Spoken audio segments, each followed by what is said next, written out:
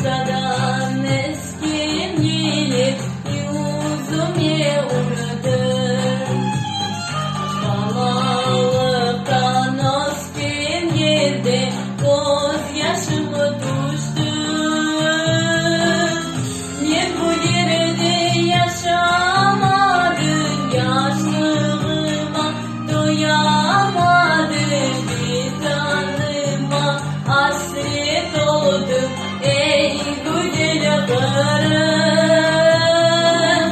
Ben bu yerde yaşamadım, yaşlığıma doyamadım. Vicdanıma hasret oldum, ey güzel karım.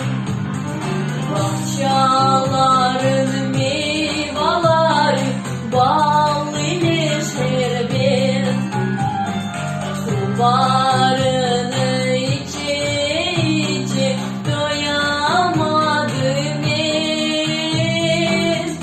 Yeşil dağlar güldü bana, kaytıp geldim da sana kucağını açsın bana, ey güzel karım.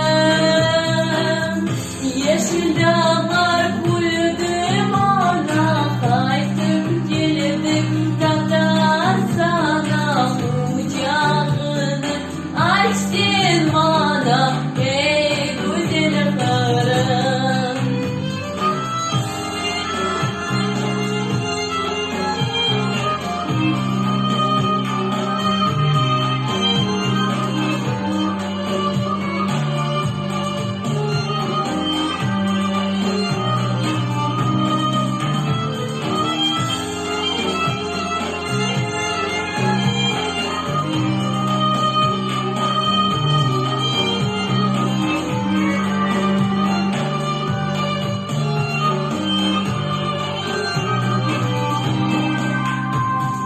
Balaçana vatanlık hep gözyaşımı döker. Kartlarını elicayıp dualar eder. Ben bu yerde yaşamadım, yaşlığıma doyamadım.